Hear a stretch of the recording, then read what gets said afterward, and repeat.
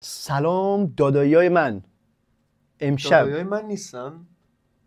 هستن. خب ایول. راست سلام دادایای ما. دادایای ما. آفرین.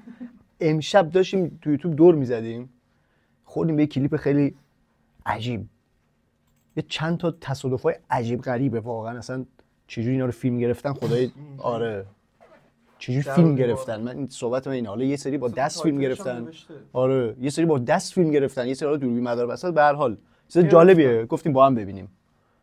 بریم به نظر پلی کنیم. بریم. بچه‌ها وقتشون معطل نکنیم. آفرین، وقت شما نمیگیریم. بریم. این که هنوز شروع نشده. نه. شروع نشدهش انقدر دارکه. آفرین. بابا ولش کن. بعد جالبیش اینه بعد این سنا زنده میمونن این سری. دیدی؟ ماشین کلا پوت شد. واه این چه شانسی آورد یارو. واه بنده خدا داشتن قدم میزدن. اونا رو میگه انجام نده. اما این عربه. خوراک عرباست اینجور رانندگی. آه کاری من دست راننده بر نمیومد خدایی دیگه. زد دیگه.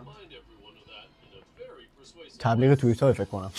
هرای پود جسدا هم گم میشدن. با پود رفت هیروشیما. چجوری بلندش کرد آورد بابا دمش کرد. بچه آنلاین میره. خیلی از این تصادفات دیده معلومه. کامیون کلا ول کردن. او آدم نیست. او آدم نیست.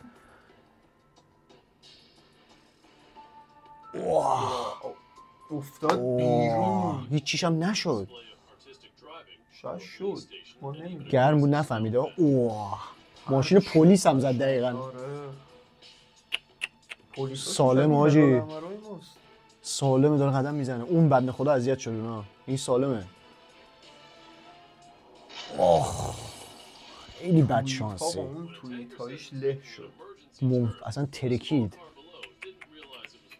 این چه سنه حاجی. این ما چه خوش شانسی این اتفاق بر ما نیفتاده.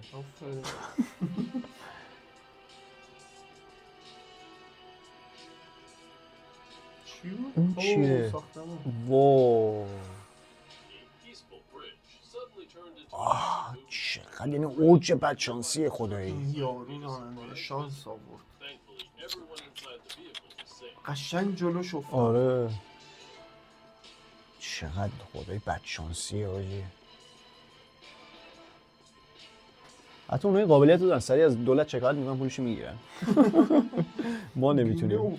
ما باید 3 سال بریم شهرداری آخر میشه بدهکار میشیم. پول ساختمون رو باید بابا ولش کن بابا. خیلی آروم اومده. اصلا تو با بی ام و چجوری این کارو کردی؟ خودش وایب نیسته. 1000 تا آپشن داره. رفت ماشین زد رفت. دیدی؟ پارک کرد انگار. دهنت سرویس. حیف واقعا. اون تو فورزا هم گرون بود. این دیگه مقصر بودی دیگه. بنده خدا چی شد؟ فنا رفت. قشنگ فنا رفت. داشت سبقت میگرفت نه؟ این دیگه تقصیر خودش بود. واه کجا اومد؟ جی تی میگه رمز اشتباه میزنی. یهو وسط خیابون ما هم چه دیریفتی. آفرین. این الان فورزا بود سریع عکس میگرفتی ها. دست خوش. چقدر عجیبه آجی. به سانتافه ما هم داریم.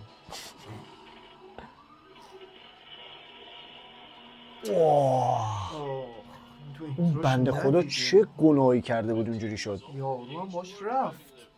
این میگه قسمتش اونجا بود همین بود. دیدی؟ اونجا باید میمرد انگار. ولی چرا؟ از آسمون ماشین اومد. کی بود بلند شد؟ زد فرار کرد حرومزاده. نگاه کن. تحت تعقیب بود.